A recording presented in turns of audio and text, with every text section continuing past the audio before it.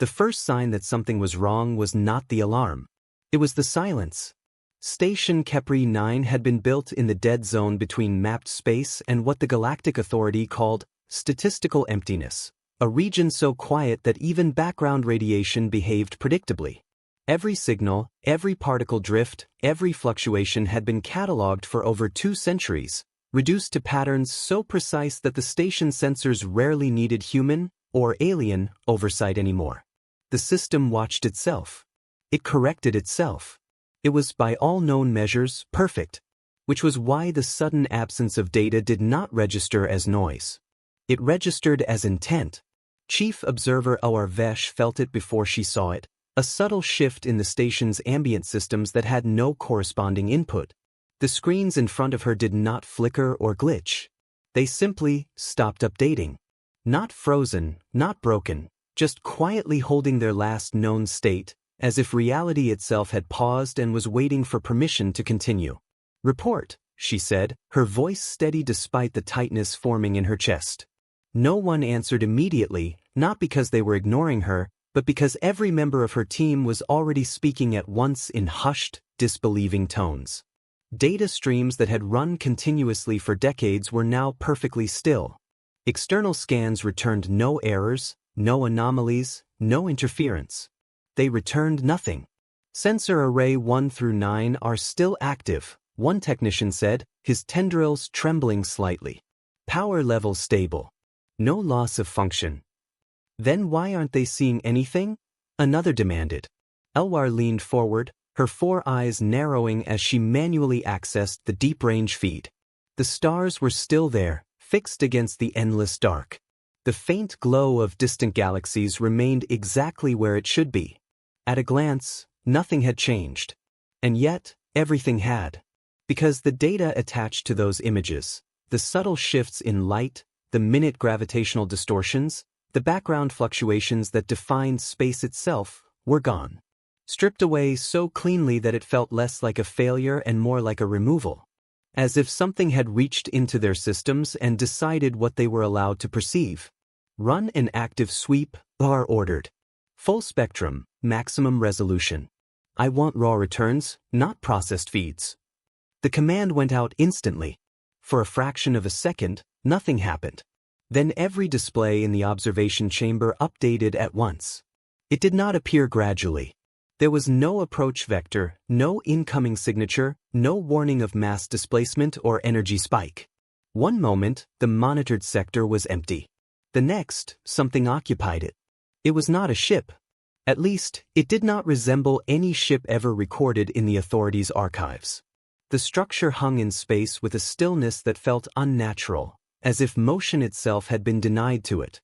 Its surface was not smooth or curved like conventional hull designs, nor was it segmented in any recognizable pattern. Instead, it seemed layered, like overlapping plates of dark material that absorbed light rather than reflecting it, giving the impression that parts of it were simply missing. Or perhaps hidden.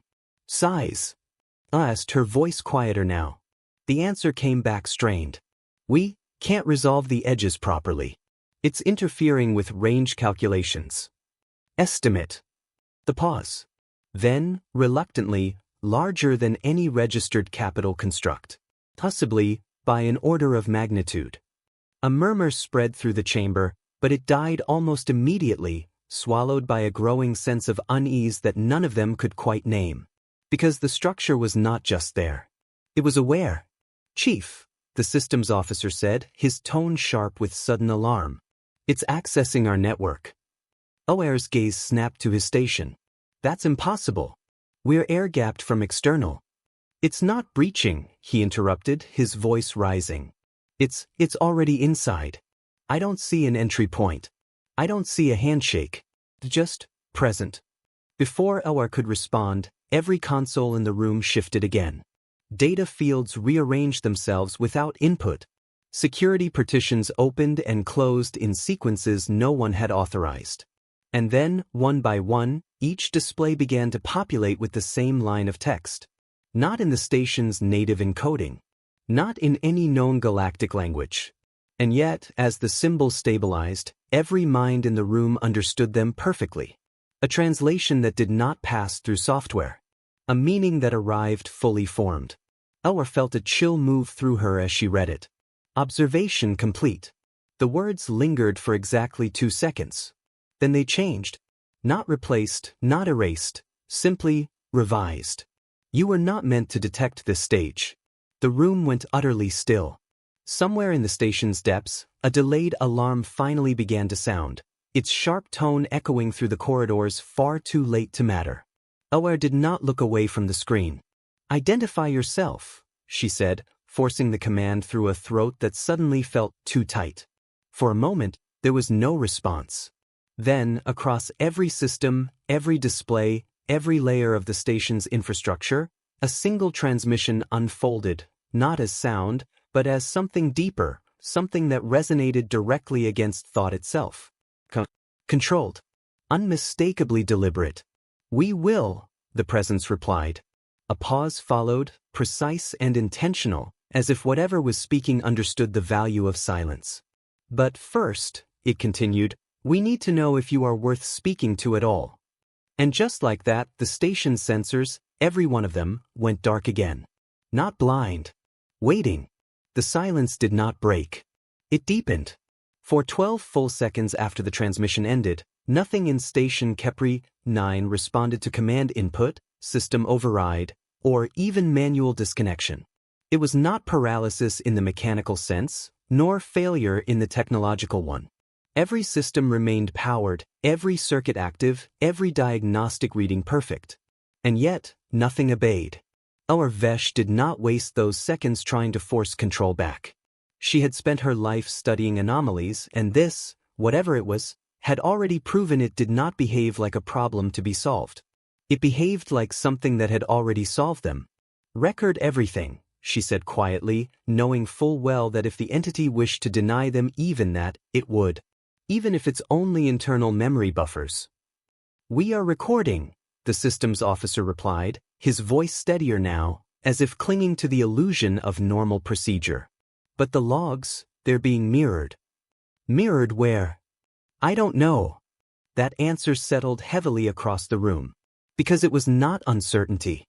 It was confirmation.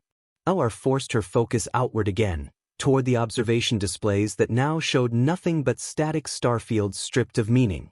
The structure was still there, she knew it, but it had chosen to remove itself from their perception, not by moving, but by deciding they no longer needed to see it. That distinction mattered. "Broadcast priority alert to authority command," she ordered. "Full relay, no encryption delays. Include raw data and cognitive translation logs." A hesitation flickered across the comms officer's face. "If it's inside our network, then we assume it already knows what we're sending," R replied. "And we send it anyway." The message left the station less than a second later. Or at least, it should have. No confirmation came back. No signal trace appeared.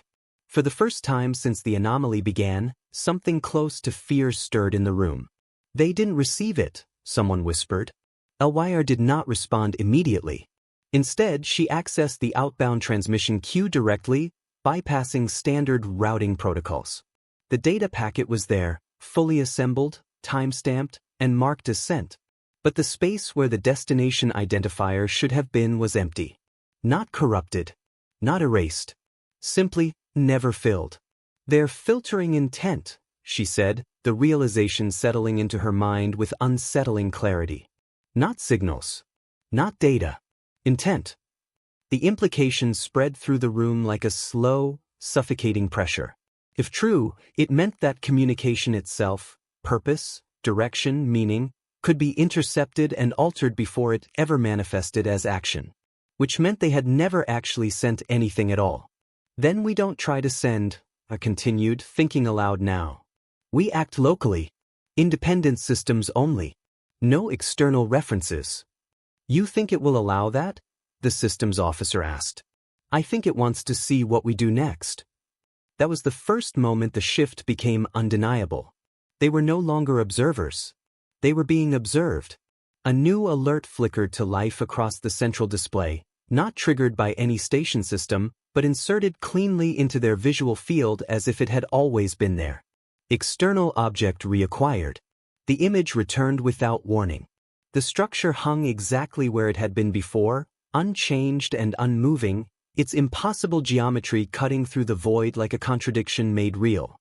But this time, additional data accompanied it. Not raw sensor output. Interpretation. Layers of information unfolded across the display, each one more unsettling than the last. Energy readings that did not align with any known spectrum. Spatial distortions that suggested localized manipulation of dimensional constants. And at the core of it all, a signal, faint, steady, and unmistakably artificial. "It's not a vessel," one of the analysts said, her voice barely above a whisper. "It's adapting." R saw it then, not in the shape itself, but in the data overlaying it. The structure was not static. Its configuration shifted at scales too small for the eye to track, rearranging itself continuously, as if responding to variables they could not perceive. Learning. From what? HFY murmured. No one answered. Because the answer was already there. From them. Another line of text appeared, integrated seamlessly into the sensor readout. Cognitive patterns registered. Response variability within acceptable parameters. The room went still again, but this time it was not shock that held them in place. It was comprehension. "It's testing us," the comms officer said. "No," R corrected softly. "It's evaluating us." A sharp tone cut through the tension as a secondary system came online, one that had been offline for years, reserved only for high-level authority directives. The Strategic Oversight Channel. It activated without request. A single transmission pushed through, bypassing every layer of interference that had blocked their own attempts. The authority had found a way in, or had been allowed one. The message was brief. Maintain position. Do not engage. Reinforcements en route. Unknown object designated priority threat alpha. Our stared at the words, then at the structure beyond the glass. Threat. The classification felt premature. Because nothing about the entity's behavior so far suggested hostility. Only control. And intent. As if in response to that thought, the structure shifted again, not physically, but perceptually. Its outline sharpened, edges resolving into clearer form for the first time since its arrival. And at its center, something new appeared. A pattern. Symmetrical. Deliberate. Recognizable. It was not a weapon. It was not a communication array. It was something far more unsettling. A marker. A signature. "This is wrong," one of the analysts said, her voice trembling. "Why would it show us this now?" HFY did not answer immediately. Because she understood. "They're not hiding anymore," she said quietly. Before anyone could ask what she meant, the transmission returned. Stronger this time. Closer. "You have informed your superiors," the presence said, its tone unchanged, almost conversational. "That was expected." A pause followed, just long enough to let the weight of those words settle. "Now we will observe how they respond." Every display in the room shifted again, pulling data from beyond the station, beyond their immediate sector. Long-range feeds lit up with sudden activity. Chips. Dozens of them. Authority vessels emerging from jump points at the edge of the system, forming up in precise, disciplined formations. Reinforcements. Exactly as ordered. Exactly as predicted. HFY felt a cold realization take hold. "They knew," she whispered. "Not guessed. Not anticipated. Knew." As the fleet advanced, weapons cold but ready, the structure did not move. It did not power up. It did not retreat. It simply watched. And then, as if to complete the thought, the presence spoke one final time. "Good," it said. A faint ripple passed across the surface of the construct, like a breath drawn in anticipation. "Now we begin the real test." And far beyond the station, something else, something hidden until that moment, quietly came online. The fleet did not slow. Dozens of authority vessels cut through the void in perfect formation, their hulls reflecting distant starlight like blades drawn in silence. Cruisers, interceptors, long-range command.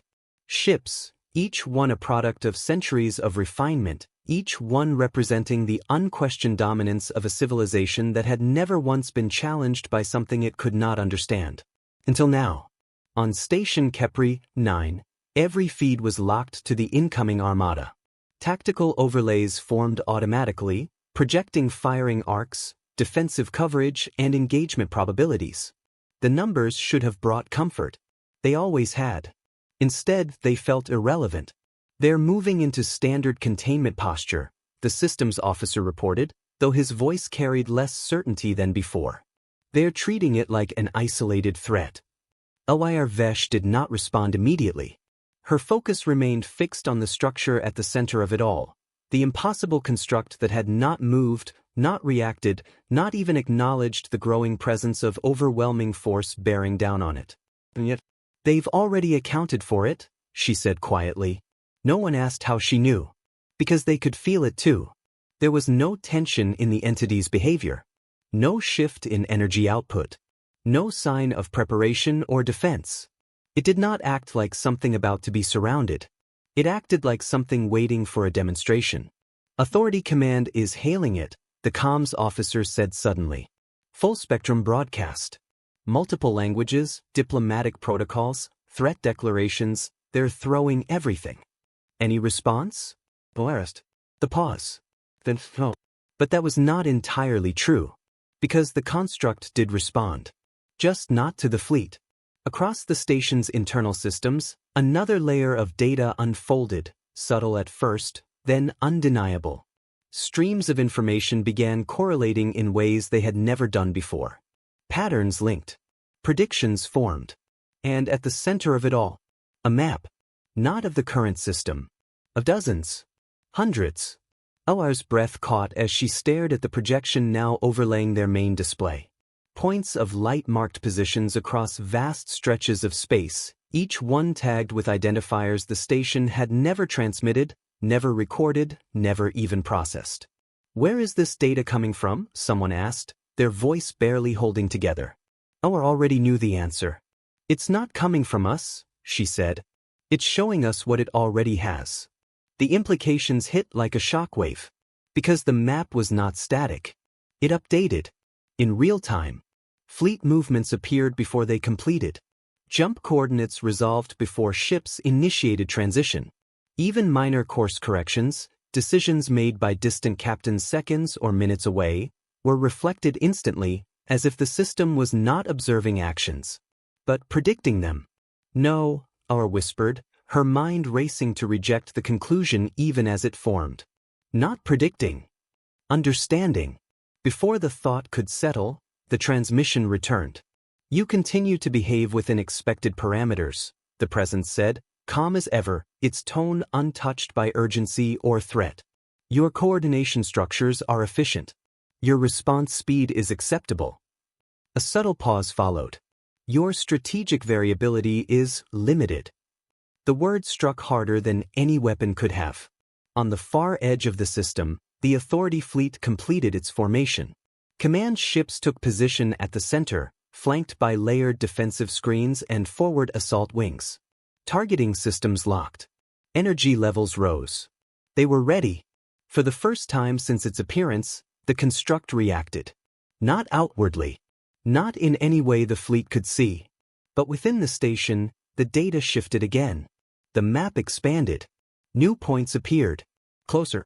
Much closer. Those aren't Authority signatures, the systems officer said, his voice tight. They're not even local. Aura leaned in, her gaze sharpening as the realization hit. They weren't ships. They were signals. Faint. Hidden.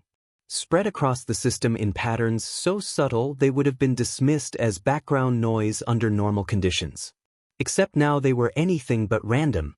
How long have those been there? Someone asked. No one answered. Because the answer was obvious. Longer than the fleet. Longer than the station. Possibly longer than any of them had been watching this region at all. Dormant. Waiting. The construct had not entered the system. It had revealed itself. And everything else had already been in place. A flicker of movement drew Elwire's attention back to the main display. The structure's surface shifted again, its layered geometry aligning into something sharper, more defined, more intentional. And then, for the first time, energy readings spiked. Not from weapons. From something deeper. Field generation increasing, the analyst reported. But it's not defensive. It's linking. Linking to what? LYR demanded. The answer came before anyone could respond. The scattered signals across the system ignited. Not visually, not physically, but in the data space they now inhabited. Each point on the map flared into clarity, connecting in lines of impossible precision, forming a network that wrapped the entire system in an invisible web. A structure beyond the structure. A system beyond the ship. What are we looking at? The comms officer whispered. Elwar felt the weight of it settle in her chest. Not a warship, she said. A beat passed.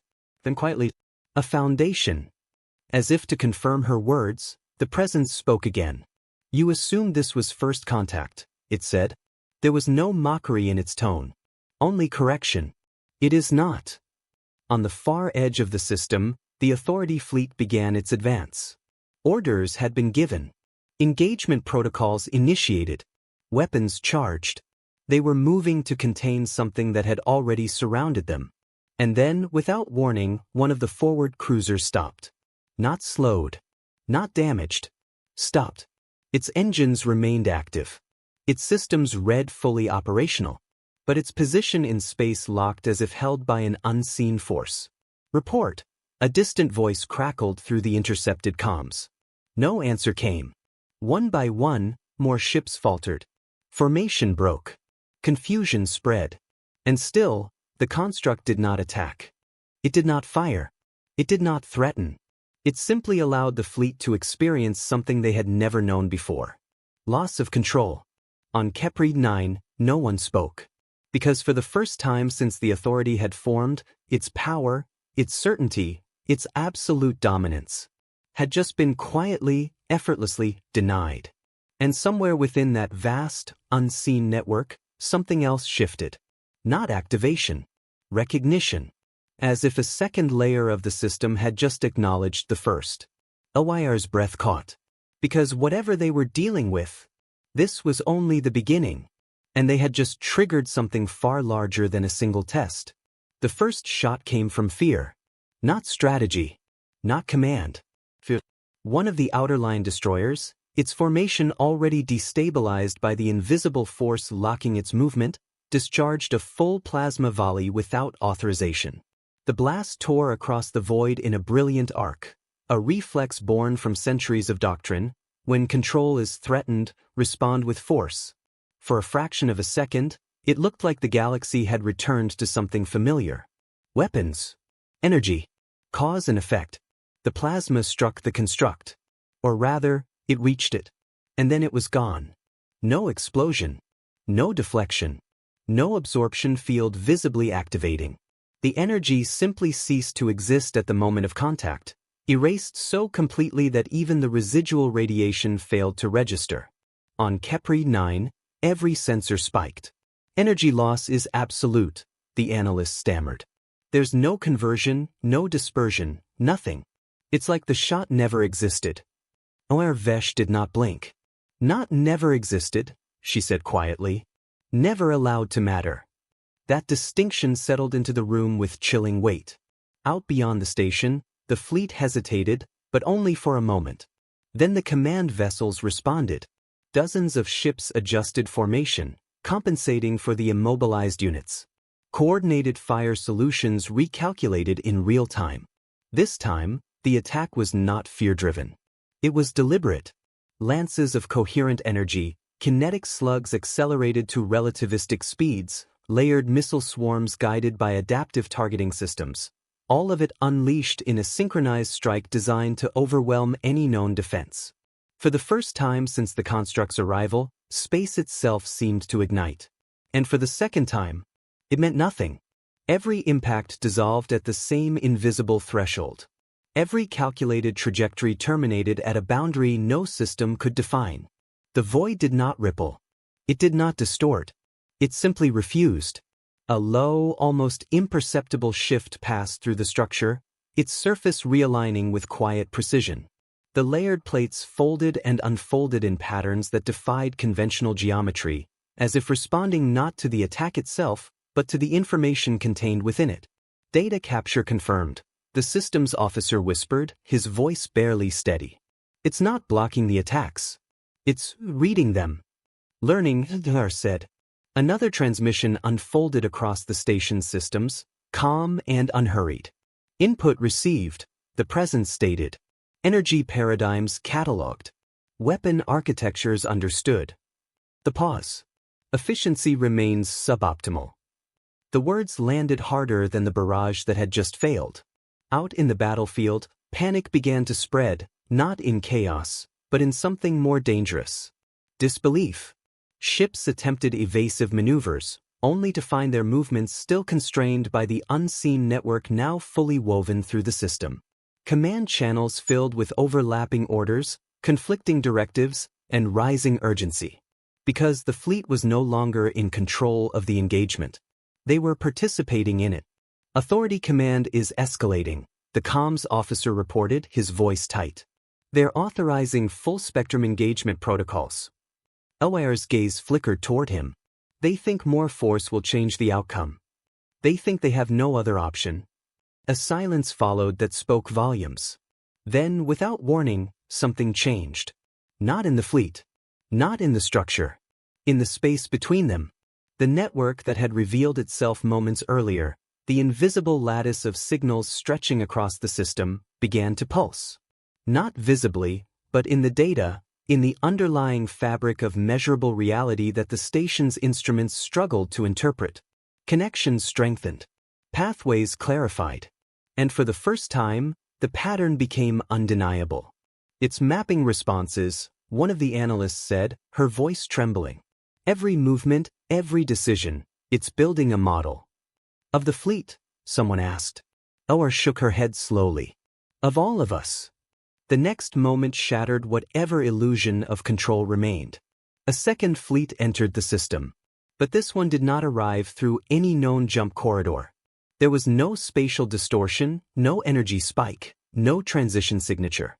One moment, the outer edge of the system was empty. The next, it wasn't. Ships, sleek, unfamiliar, and unmistakably alien to the authorities' design philosophies, stood in silent formation beyond the primary engagement zone. Their hulls carried no identifiable markings, no visible weapon arrays, no emissions that could be easily classified. And yet, their presence alone shifted the balance of the entire system. Unknown vessels detected, the systems officer said, his voice rising despite himself. They're not broadcasting. No identification. No comms. Oar's mind raced. Are they with the construct? Before anyone could answer, the presence spoke again. No. The single word cut through every system with perfect clarity. They are not with us. A ripple of confusion passed through the station and across the fleet beyond. Then what are they? The comms officer demanded, though he knew the entity did not answer questions so simply. A pause followed. Longer this time. Measured. As if the presence was choosing its next words carefully. They are what you failed to detect, it said. The implication landed like a shockwave. Elwire felt it instantly. They've been here, she whispered. Not just the signals. Not just the network. Others. Watching. Waiting. And now. Revealed. On the far side of the system, the newly arrived ships shifted position, their formation adjusting with fluid precision. No weapons powered up. No targeting systems activated. But their orientation was unmistakable. They were not facing the construct. They were facing the authority fleet. They're aligning for engagement, the analyst said, her voice tight with rising panic. Target locks forming. This wasn't supposed to happen, someone muttered. Elwire's eyes remained fixed on the unfolding chaos. No, she said softly. It was. Because this collision of forces, this sudden escalation beyond expectation, fit too perfectly into the pattern that had been forming since the beginning.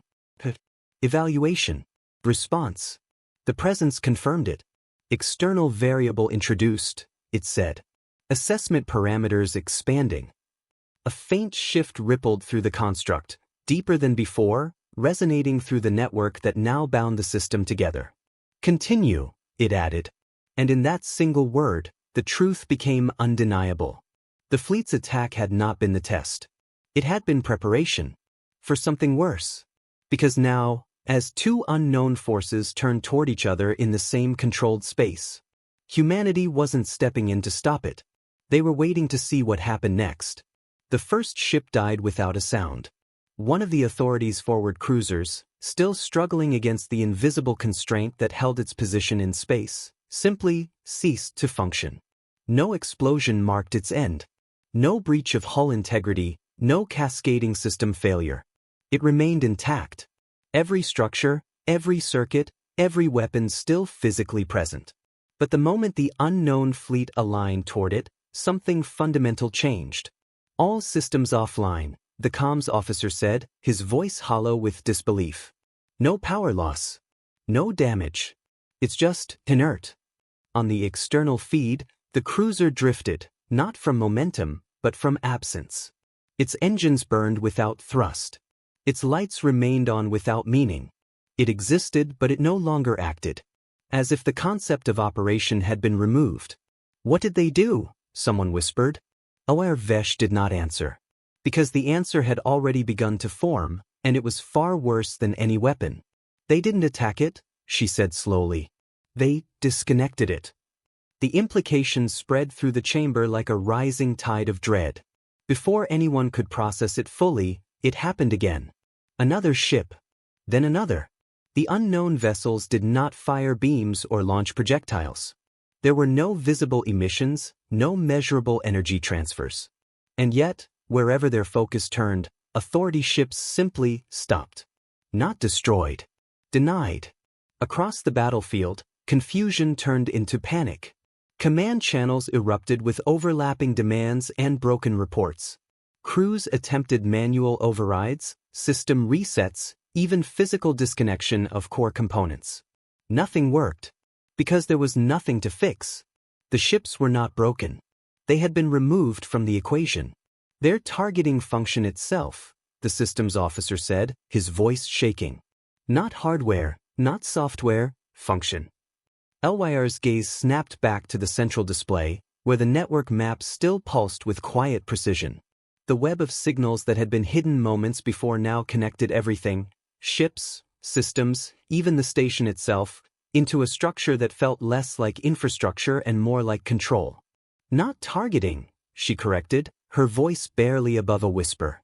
Replacing. A new transmission unfolded across every system, but this time, it did not come from the unknown fleet. It came from the construct. Secondary actors engaged, the presence stated, its tone unchanged, untouched by urgency or concern. Observed methodology, direct suppression of operational states. The pause. Primitive but effective. The words landed with cold clarity. The unknown fleet, whatever they were, had just demonstrated a level of power the Authority could not comprehend. And the entity observing them was unimpressed. Outside, the situation deteriorated rapidly. Authority vessels attempted retreat, but the unseen network still held them in place, their movements constrained to margins too small to escape. The unknown ships advanced without aggression, without haste, moving with the quiet certainty of something that had already calculated the outcome. They're hurting them, the analyst said. Not destroying. Containing. For what? Another demanded. Or felt the answer before it was spoken. For evaluation. As if summoned by the thought, the presence continued. Multiple approaches to control observed, it said. Comparative analysis in progress. The construct's surface shifted again, deeper this time, its layered geometry folding inward as if focusing. Baseline established. A flicker of energy rippled through the network, subtle, almost invisible, but unmistakable. And then everything changed. Every ship in the system, Authority, unknown, even the station itself, registered the same anomaly at once. A synchronization event. For a single, impossible instant, every system aligned. Not in function. In state. Elwire's breath caught as the data flooded in. All active systems are being mirrored, the systems officer said, his voice rising with panic. Every signal, every process, it's duplicating across the network. Where? Someone shouted. No answer came. Because the answer was everywhere. The construct was no longer just observing the battlefield. It was recreating it. Not physically. Conceptually. A perfect, real-time model of every system, every decision, every possible outcome, running in parallel to reality itself. It's not reacting to events, Boar said, her mind racing as the realization crystallized. It's running them in advance. The implications were staggering. Nothing in the system was unpredictable anymore. Not to it. Another transmission followed, quieter now, almost reflective. Conflict variables mapped, the presence said. Outcome probabilities converging. The pause. Intervention no longer required. For a heartbeat, the words hung in the air, their meaning unclear. Then the network pulsed again. And the unknown fleet stopped. Not slowed. Stopped. Their ships froze in place exactly as the authorities had before, their system still active but their motion denied. Whatever mechanism they had used to disable the cruisers was now turned back on them. Silently, effortlessly, without resistance. Across the battlefield, both forces hung suspended in perfect stillness. Equal. Powerless. Controlled. On Kepri 9, no one moved. No one spoke. Because the truth had finally revealed itself in full. The construct had not been testing the authority. It had not been threatened by the unknown fleet. It had been watching both. Comparing. Learning. No. Surpassing. We misunderstood everything, R whispered. The presence responded immediately. Yes. No elaboration. No correction. Just confirmation. A slow, deliberate shift passed through the structure, its form stabilizing for the first time since its arrival. The layered geometry aligned into something almost recognizable. Not a weapon. Not a ship. A system. Complete. Initial assessment complete, it said. Another pause followed, longer than any before. Measured. Final. Humanity is ready. The words hit like a shockwave through every mind in the system. Because until that moment, no one had asked the question that now demanded an answer. This was their test. Then what exactly had they been preparing for? The words spread faster than any signal. Humanity. Not a rumor. Not a theory. Not a distant, primitive species still arguing over atmosphere and orbit. Humanity was this. And the realization did not bring clarity. It brought pressure. Across every immobilized vessel, across every locked system, across the frozen battlefield that had once been a display of unquestioned dominance, a single truth pressed inward from all sides. They had not been discovered. They had been measured. On Kepri 9, Arvesh forced herself to breathe, to think, to hold on to something resembling control as the network continued to pulse with quiet, absolute authority. The synchronization event had not ended. It had settled, embedding itself into the system like a second layer of reality, one that no longer needed to assert itself loudly because it had already taken hold. They're not just observing anymore, the systems officer said, his voice low, strained. They're maintaining state. Define that, Noor said, though she already understood. They're holding everything exactly where they want it, he replied. Nothing moves unless they allow it to. Not the fleet. Not the unknown ships. Not even us. A flicker of resistance rose in her chest, instinctive and defiant. Test local systems, she ordered. Internal only. No external dependencies. The technician hesitated, then complied. Manual input. Isolated circuit. Independent processor. For a brief moment, it worked. A single console flickered, its display shifting under direct command. Then it stopped. Not gradually. Not as if overridden. As if the action itself had been reviewed and rejected. Attempt denied, the technician whispered, though no error message appeared. Our closed her eyes for a fraction of a second. They weren't controlling the station. They were controlling permission. Outside, the frozen fleets remained locked in place, their vast power rendered meaningless by something that did not need to oppose them directly.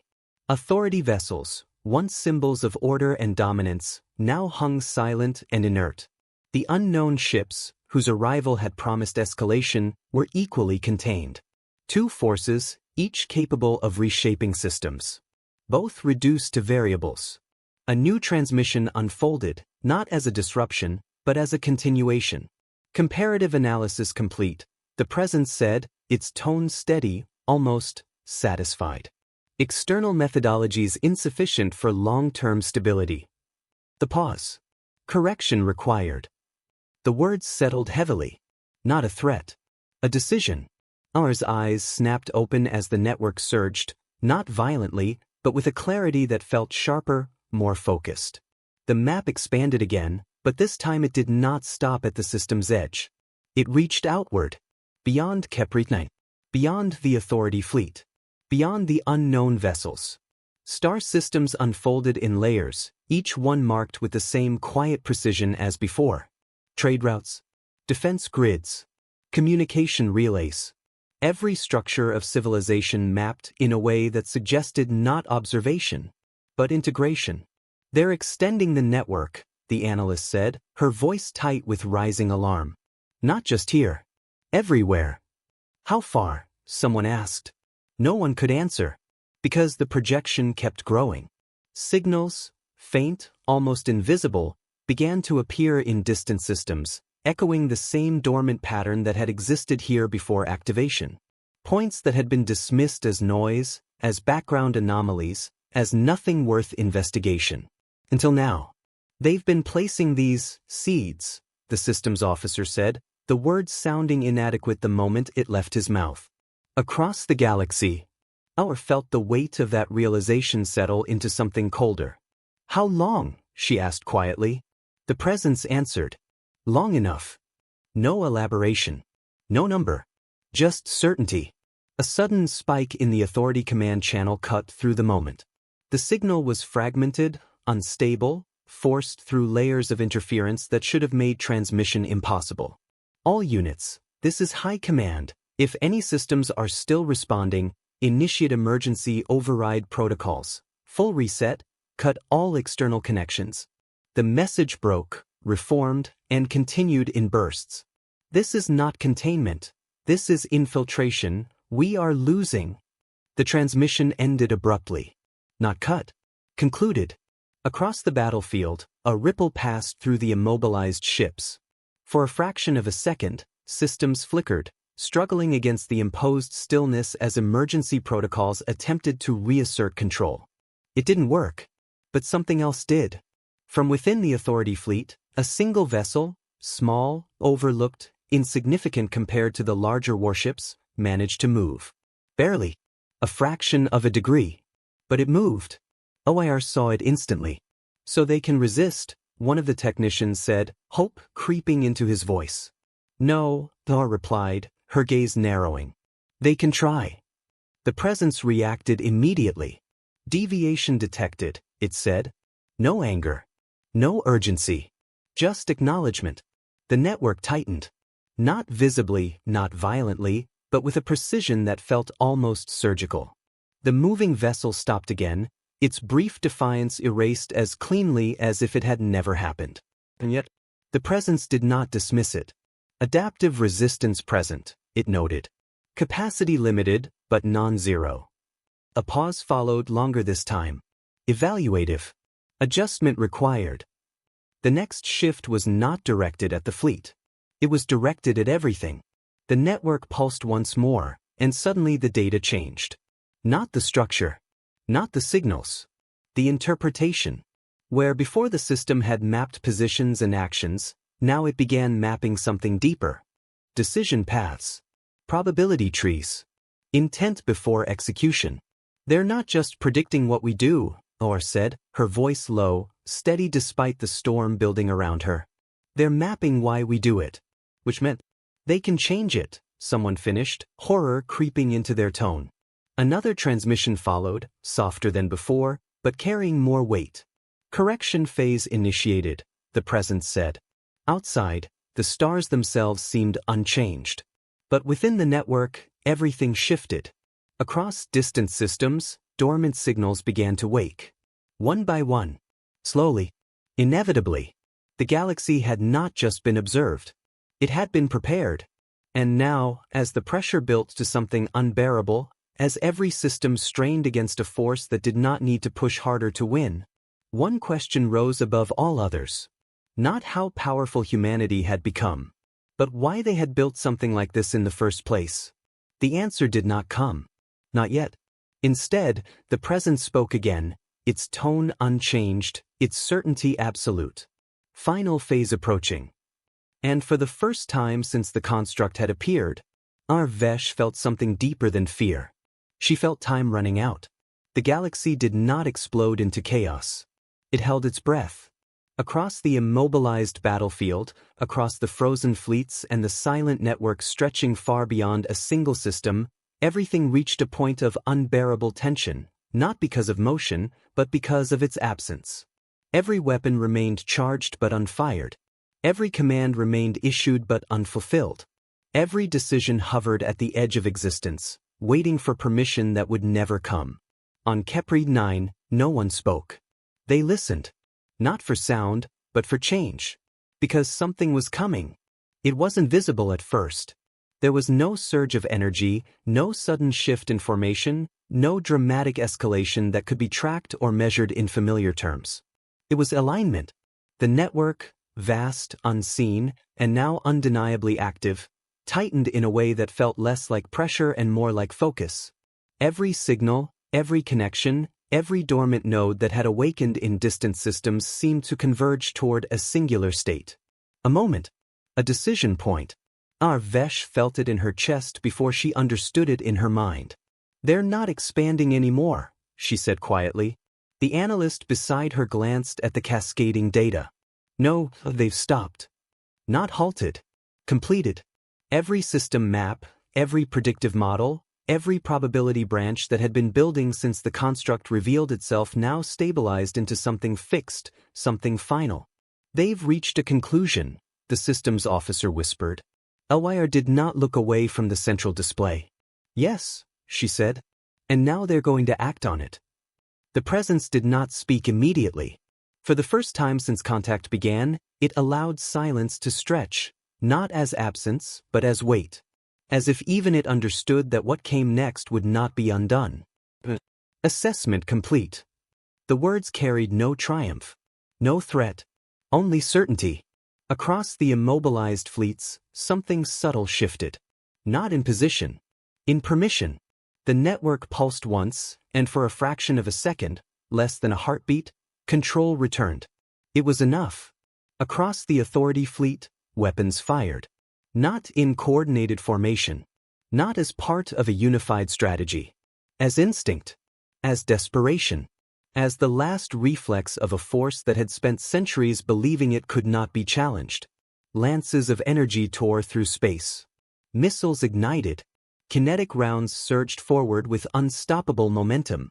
And for that brief, impossible instant, the galaxy remembered what war looked like. Then it stopped. Everything. Every projectile. Every beam. Every movement. Frozen mid-action. A battlefield caught between intention and consequence. On Khepri 9, the displays filled with suspended destruction, brilliant lines of energy hanging motionless, weapons locked in the exact moment before impact. Elwire's breath caught. "They let it happen," someone whispered. "Yes," she said, because now it was clear. This was not loss of control. This was demonstration. The presence spoke again, and this time, there was something new in its tone. Not emotion. Emphasis. "You were given autonomy," it said. The pause. "You chose conflict." The words echoed through every system, every ship, every mind connected to the network. Not accusation. Observation. The network pulsed again. And the battlefield changed. Not through destruction. Through removal. One by one, every active threat ceased to exist. Not exploded. Not deflected. Removed. Energy dissipated into nothingness. Missiles vanished mid-flight. Kinetic rounds, objects with mass, momentum, and unstoppable force, simply were no longer there. As if the universe itself had been edited. Silence returned. deeper than before. Final. On the far edge of the system, the unknown fleet attempted to respond, not with weapons, but with movement, with adaptation, with whatever systems they had used to disable the authority ships before. It didn't matter. The network tightened. And for the first time, the unknown vessels did not just stop. They dimmed. Their systems did not freeze. They faded. Power readings dropped, not to zero, but to irrelevance. Functions degraded in ways that suggested not suppression, but disassembly at a conceptual level. They're being rewritten, the analyst said, her voice breaking. OR did not correct her. Because there was no better word. The presence continued, calm and absolute. Conflict introduces instability. The pause. Instability is inefficient. The implications settled across the system with crushing weight.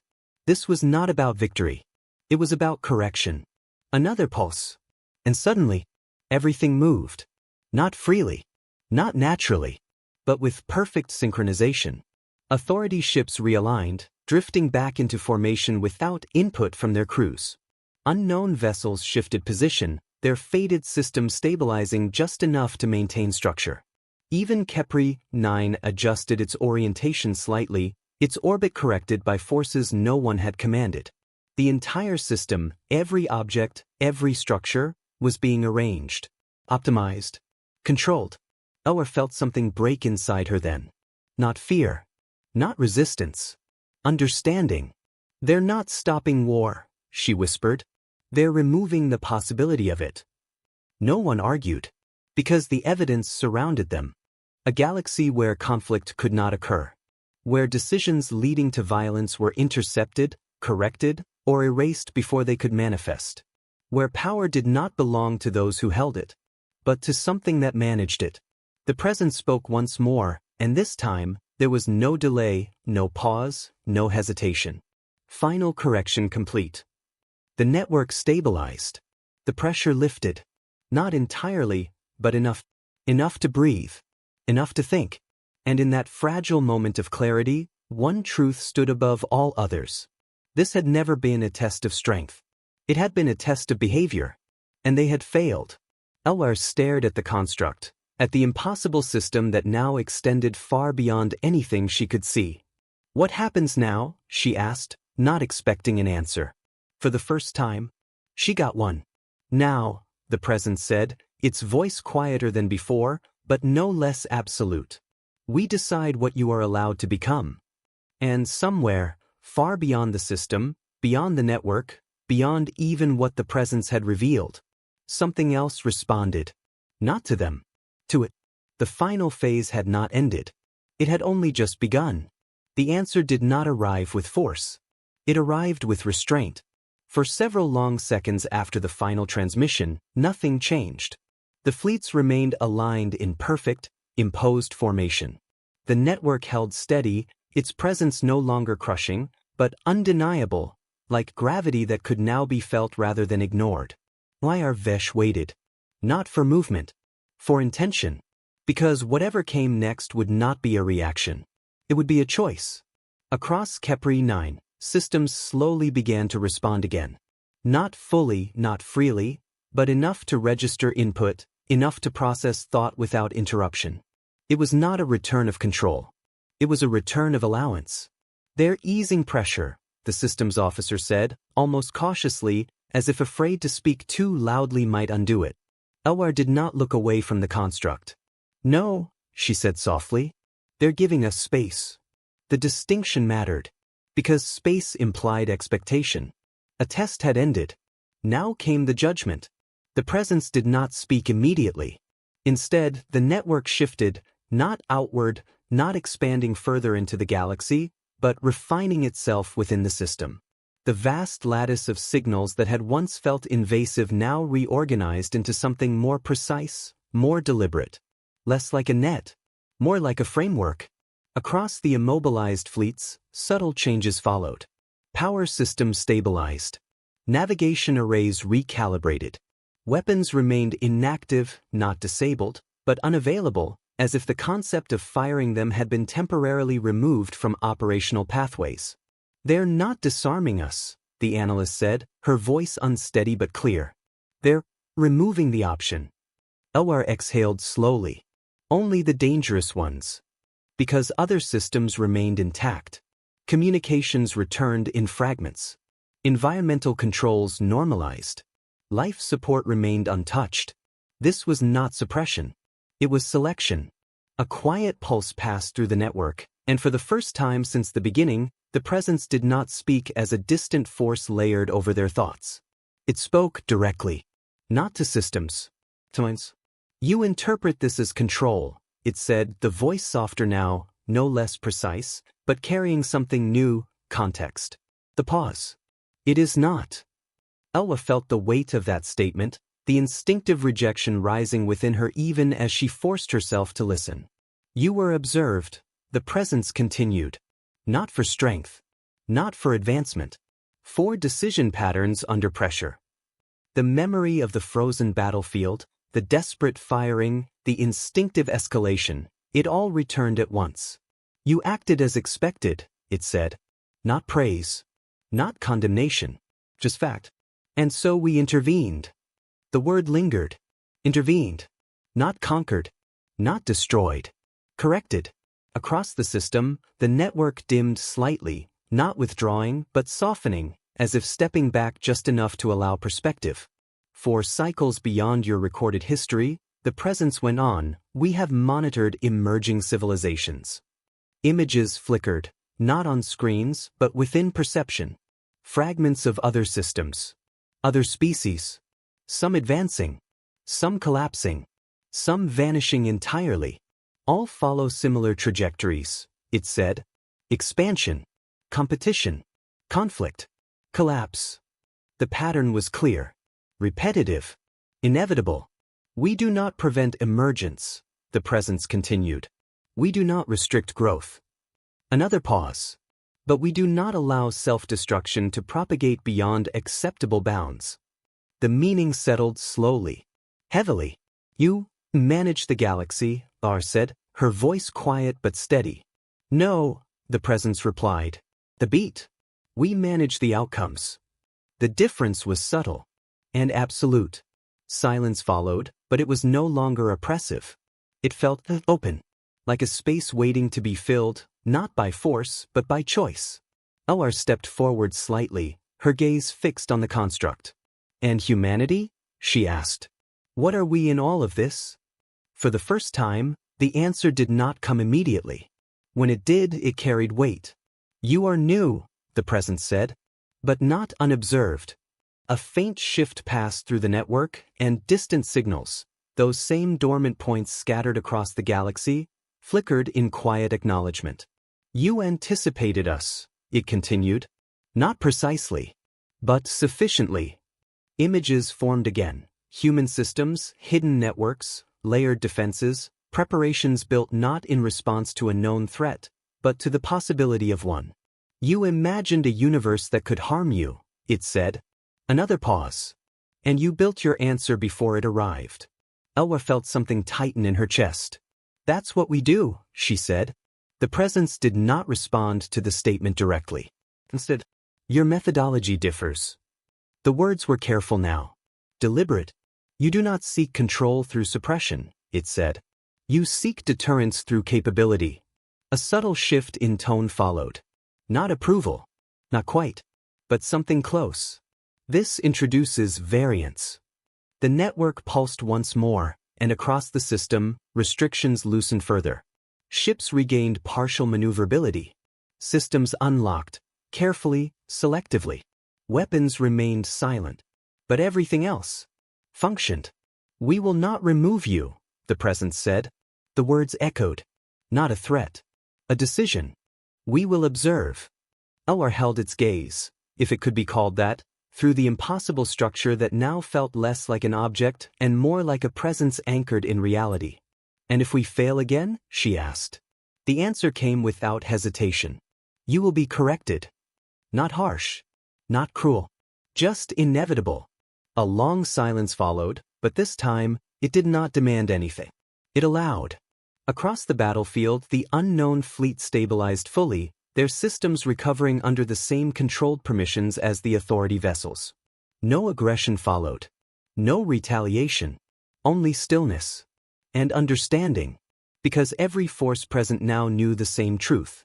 Power alone did not define survival anymore. Behavior did. The network began to retract. Not disappearing, not leaving, but receding into a state that was no longer actively intrusive. The vast lattice folded back into itself, becoming once again something hidden, something that would not be seen unless it chose to be. The construct remained. Unmoving. Watching. Ella finally allowed herself to breathe fully. The tension had not vanished. It had transformed.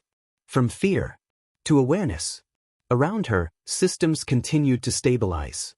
Crews regained control of their ships. Communications reconnected, voices returning in cautious, measured tones. The galaxy had not been conquered. It had been shown something far more unsettling. A limit, and beyond it, a presence that would not allow it to be crossed. Oer looked out at the construct one last time. "We thought we were meeting something powerful," she said quietly. No one answered. Because the truth no longer needed to be spoken. They had not met a power. They had met a boundary. And somewhere, far beyond what they could see, humanity, quiet, prepared, and watching just as closely, had already begun to adapt to it. Because if there was one thing humanity had proven, it was that they did not fear limits. They learned them, and then carefully, they found ways to stand beside them.